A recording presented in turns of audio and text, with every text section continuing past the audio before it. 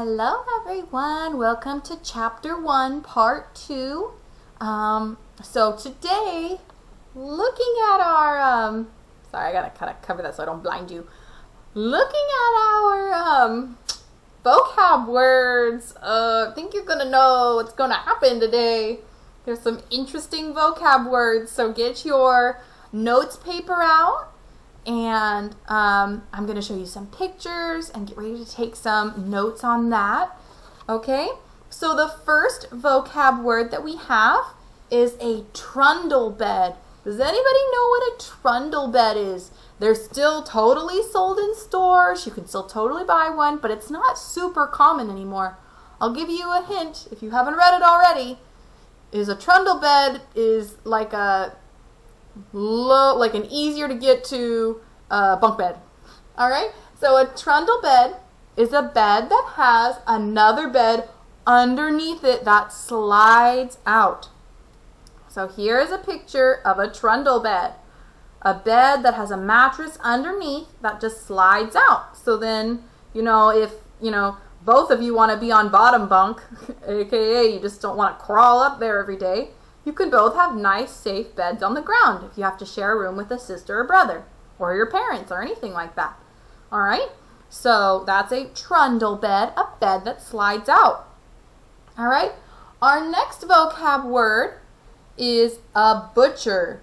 Now I'm using it not as the person who slices the meat. I'm using it as a verb. What's a verb? An action word. Something that happens. So I'm using it, a butcher, to butcher something. So it's to cut and prepare animal meat. So this one's a little gross. Piper, you're going to love this chapter. It's a little gross. So I'm talking about butchering, like preparing our animal meat. So like in this picture we have, let's see here, we have some lamb, we have some steaks, we have other kinds of animals that have been butchered to give us their meat. Right? And don't feel bad, because why are animals here on earth? Animals are here because God gave them to us. So this part's a little like, gross in the book, but animals are here for us to use. And that's what Laura's family is using and butchering their animals for, is for them to use. So this picture is a little bit grosser than the last one.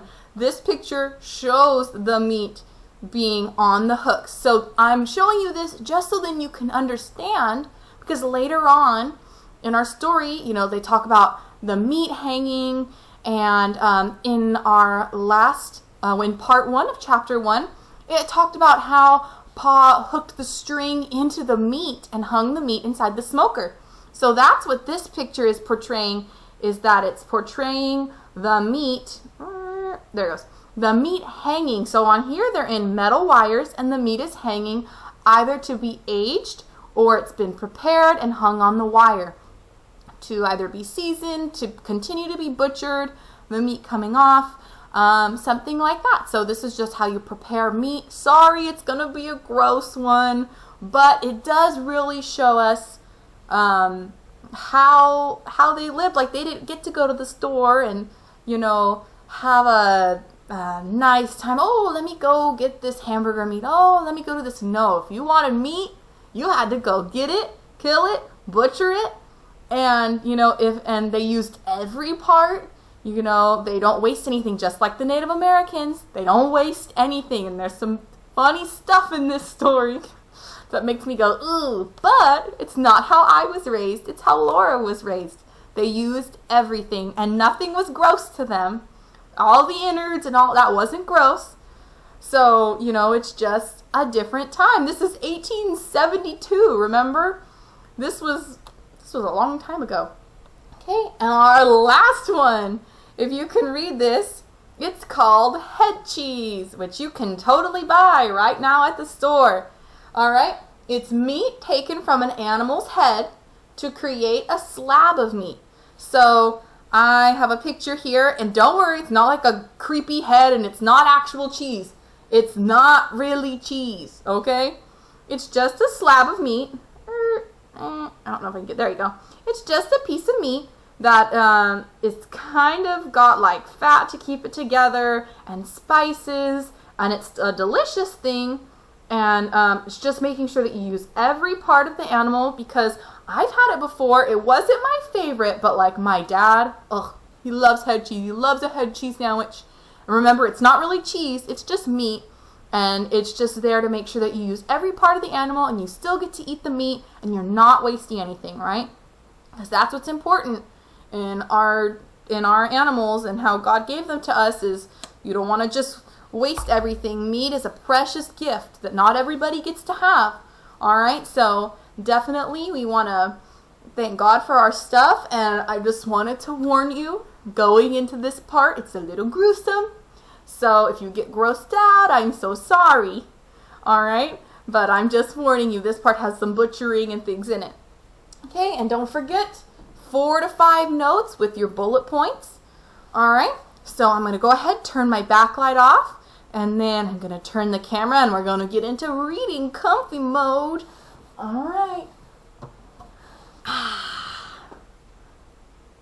There we go. Nice and comfy. All right, here we go. Oh, turn my camera to see my pet cat. Super nice. Okay. One morning. Oh, wait. Before I start reading, what happened last time? What happened yesterday? Let's recap for a sec. What happened yesterday? We met who? Our main character. Laura was her name, and her family. Ma and Pa. Carrie, the littlest sister, which we haven't really talked about her much yet. And Mary, right? Yes. Okay.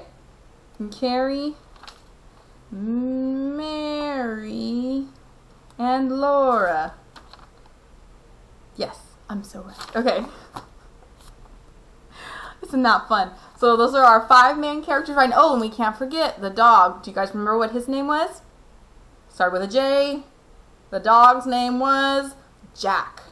All right. Okay. And what did they do with the meat? Pa killed a deer and hung up the meat high in the tree so the wolf wouldn't get it. And then they smoked the meat with a homemade smoker, which I thought was really cool. All right. All right. Now let's go ahead and start chapter 1, part 2. One morning, Pa went away before daylight with the horses and wagon. And that night he came home with a wagon full of fish. The big wagon box was piled full, and some of the fish were as big as Laura. Pa had gone to Lake Pepin and caught them all with a net. Ma cut large slices of flaky white fish without one bone for Laura and Mary. They all feasted on the good fresh fish. All they did not eat fresh was salted down in barrels for winter. Pa owned a pig. It ran wild in the big woods, living on acorns and nuts and roots. Now he caught it and put it in a pen made of logs to fatten. He would butcher it as soon as the weather was cold enough to keep the pork frozen. Did they have freezers then? Did they have refrigerators? No, they had to have a way to keep the meat. Once in the middle of the night, Laura woke up and heard the pig squealing. Pa jumped out of bed, snatched his gun from the wall, and ran outdoors. Then Laura heard the gun go off. Once, twice. When Pa came back, he told what had happened. He had seen a big black bear standing beside the pig pen. The bear was reaching into the pen to grab the pig, and the pig was running and squealing. Pa saw this in the starlight, and he fired quickly, but the light was dim. In his haste, he missed the bear.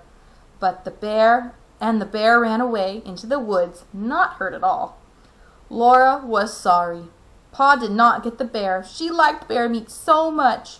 Pa was sorry too, but he said, "Anyway, I saved the bacon." The garden behind the little house had been growing all summer. It was so near the house that the deer did not jump the fence and eat the vegetables in the daytime, and at night Jack kept them away. Sometimes in the morning there were little hoof prints among the carrots and the cabbages, but Jack's tracks were there too, and the deer had jumped right out again. Now the potatoes and carrots and beets and turnips and cabbages were gathered and stored in the cellar, for freezing nights had come. Onions were made into long ropes, braided together by their tops, and then were hung in the attic beside wreaths of red peppers strung on threads. The pumpkins and squashes were piled in orange and yellow and green heaps in the attic's corners. The barrels of salted fish were in the pantry, and yellow cheeses were stacked on the pantry shelves. Then, one day, Uncle Henry came riding out of the big woods. Ooh, a new character? Might be a good note. He had come to help Pa butcher. Ma's big butcher knife was already sharpened, and Uncle Henry had brought Aunt Polly's butcher knife. Near the pig pen, Pa and Uncle Henry built a bonfire and heated a great kettle of water over it. When the water was boiling, they went to kill the hog. Then Laura ran and hid her head on the bed and stopped her ears with her fingers so she could not hear the hog squeal. "It doesn't hurt him, Laura," Ma said. "We'll do it quickly," Pa said. But she did not want to hear the squeal anyways, even if it was quick. In a minute, she took one finger cautiously out of her ear and listened. The hog had stopped squealing. After that, butchering time had started. It was such a busy day, with so much to see and do. Uncle Henry and Pa were jolly, and there would be spare ribs for dinner, and Pa had promised Laura and Mary the bladder and the pigtail. Woohoo! As soon as the hog was dead, Pa and Uncle Henry lifted it up and down in the boiling water till it was well scalded. Then they laid it on the board and scraped it with their knives, and all the bristles came off. After that, they hung the hog in a tree, took out its insides, and left it hanging to cool. Then, when it was cool, they took it down and cut it up. There were hams and shoulders, side meat, spare ribs and belly. There was the heart and the liver and the tongue, and the head to be made into head cheese, and the dishpan full of bits to be made into sausage. The meat was laid out on a board in the back door shed, and every piece was sprinkled with salt. The hams and the shoulders were put to pickle in brine, so they would be smoked, like the venison in the hollow log smoker. "You can't beat hickory-cured ham," Pa said. He was blowing up the bladder. It made a little white balloon. And he tried, let's see, this is a funny picture. It made a little white balloon, and he tied the end tight with a string and gave it to Mary and Laura to play with. They could throw it into the air and spat it back and forth with their hands, or it would bounce along the ground and they could kick it. But even better fun than a balloon was a pig's tail. So wait a sec. They're playing with what? They're playing with a bladder. So that's the thing in your body and every other mammal's body that holds pee. But remember, do they have stores where they can go buy the plastic balls for $1? Do they have Target where you can go get any ball you ever want? No. And what are they doing? They're using every part of the animal that they have, butchered. So do you guys remember what the Native Americans did with the bladder? They talked about it. They made it for water pouches. They would store water in it. They would clean it really good and put water in it or store things in it. So here, they get to play with it. That's super nice. All right? So that's nice of them to be able to use every part of the pig. And it's even nicer that they get to have something to play with, I think, because I don't think there's a lot of toys. I'll be reading more and you'll see. Okay, and now they've got the pig's tail. Ooh, let's see what they do with that. Pa skinned it for them carefully, and into the large end He thrust a sharp stick. Ugh. Ma opened the front of the cook stove, raked out hot coals out into the iron hearth. Then Laura and Mary took turns holding the pig's tail over the coals with the stick. It sizzled and fried, and drops of fat dripped off it and blazed on the coals. Ma sprinkled it with salt. Their hands and their faces got very hot, and Laura burned her finger, but she was so excited she didn't even care. Roasting the pig's tail was such fun that it was hard to play fair taking turns. Can anybody tell me what are they making? They're making pork grinds. So if you ever go to the store and you see pork grinds, that's part of pig skin. So it's really tasty and really greasy and not very good for you. But if you don't have a bunch of food that's not very good for you, you know, they eat a lot of vegetables and healthy things. So if you eat pork grinds every once in a while like them, it's a real treat. So they're just getting to have a fun treat. Sounds kind of gross to us, but it's a fun thing for them. At last it was done. It was nicely browned all over, and how good it smelled. They carried it into the yard to cool it, and even before it was cool enough, they began tasting it and burning their tongues. They ate every little bit of the meat off the bones, and then they gave the bones to Jack, the dog. And that was the end of the pig's tail.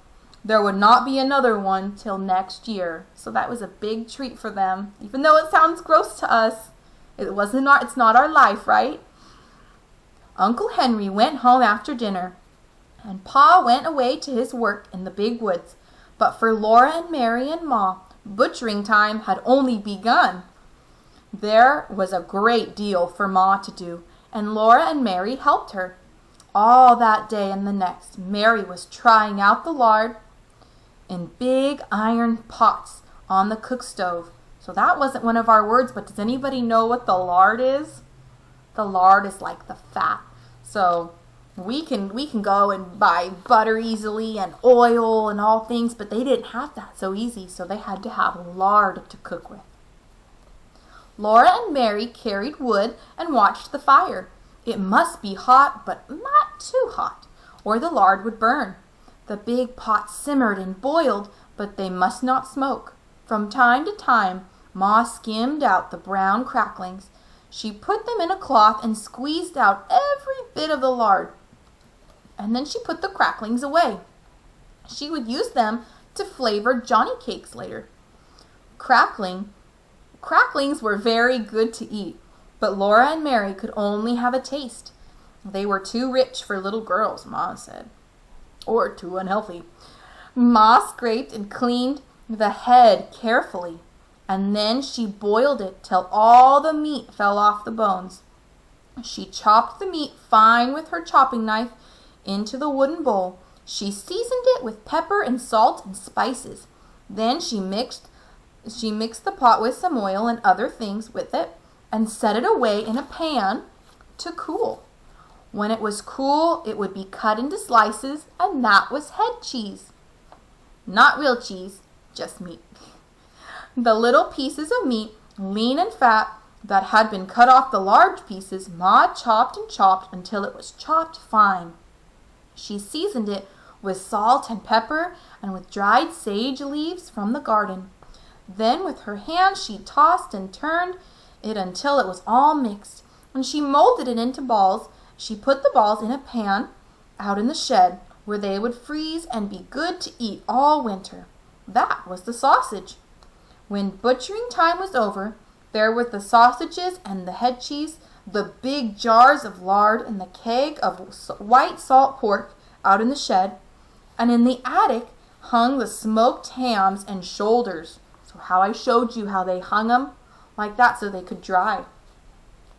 The little house was fairly bursting with good food stored away for the long winter. The pantry and the shed and the cellar were full, and so was the attic. Laura and Mary must play in the house now. Where are they? There they are. Okay?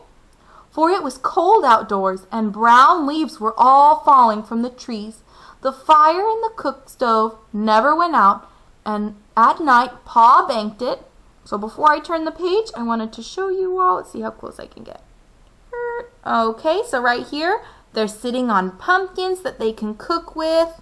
Here's the meat stored away. It's wrapped in cloth or like a terry cloth kind of thing, so it can be saved. Here we have the onions that have been tied and left to dry, and garlic, and all kinds of other things. Probably this is sage, right? So there's a lot of things in this picture that are saved in the attic where the girls get to be.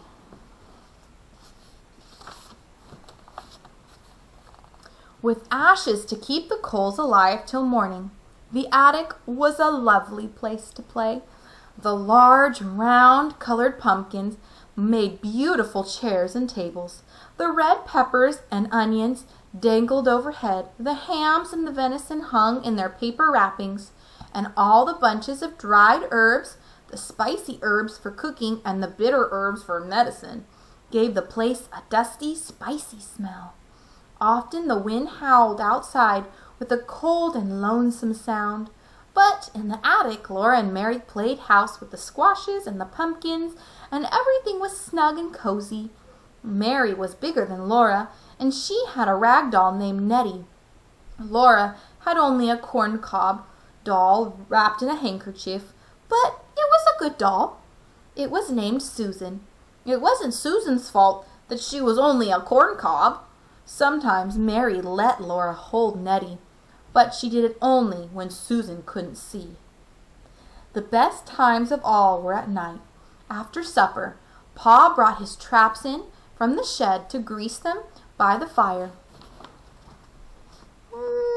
There we go. He rubbed them bright and greased the hinges of the jaws and springs of the pans with a feather dipping in bear's grease. These were small traps and middle-sized traps, and great bear traps with teeth in their jaws that Pa said would break a man's leg if they stepped on it. While he greased the traps, Pa told Laura and Mary little jokes and stories, and afterwards he would play the fiddle. The doors and windows were tightly shut, and the cracks of the window frames stuffed with cloth to keep out the cold. But the black cat Susan came and went as she pleased, day and night, through the swinging door of the cat hole in the bottom of the front door. She always went very quickly, so the door would not catch her tail when it fell shut behind her. One night when Pa was greasing the traps, he watched Susan come in, and he said, "There was once a man who had 2 cats, a big cat and a little cat." Laura and Mary ran to lean on his knees and hear the rest of the story. "He had 2 cats," Pa repeated, "a big cat and a little cat. So he made a big cat hole in his door for the big cat, and then he made a little cat hole for the little cat." There Pa stopped. "But why couldn't the little cat?" Mary began. "Because the big cat wouldn't let it," Mary interrupted. "Laura, that is very rude. You must never interrupt," said Pa. "But I see," he said, "that either one of you has more sense than the man who cut the 2 cat holes in his door." Then he laid the traps and took his fiddle out of the box and began to play. That was the best time of all. All right, so that's the end of chapter 1. All right, so a couple of things. Did you guys get the end of the story? So the end of his little story about the cats.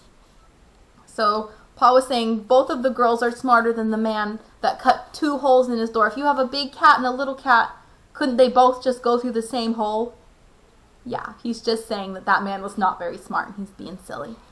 All right, so right now, this was the end of chapter 1, so you should have between 8 to 10 notes. So you should have taken 4 to 5 yesterday and 4 to 5 today. All right, you should have your words written down from our vocab over there. Okay, so that's it for chapter 1. I hope there's still plenty of room left on your paper because there is still chapter 2, okay? And if there's not room on your paper, that's okay. You can always get another one. All right, but be sure to write nicely and neatly and small so then you can read it because it's going to help you. All right, so now since it's been chapter 1, go ahead and flip your pages and draw me a picture. What was something interesting? So we have the setting of the log cabin. We have the tree, the hollow tree that was made into a smoker. We have the beautiful scene of the attic with all of the pumpkins and things hanging. We have the story of the bear coming to attack the pig, and we have the pig being butchered. I mean, you might want to draw that, but if you want to draw it, you can draw it, but I don't know if I want to see it that much, but you can draw it. But yeah, so all these things are Pa sitting down with the girls, telling a story, or Pa with the fiddle. So there's a lot of things you could draw a picture of from chapter 1, okay? So I think that's it for right now. Don't forget about your notes and your vocab words and your picture, all right? So thank you so much, guys, for listening. And I will see you tomorrow and talk to you later, okay? All right, bye.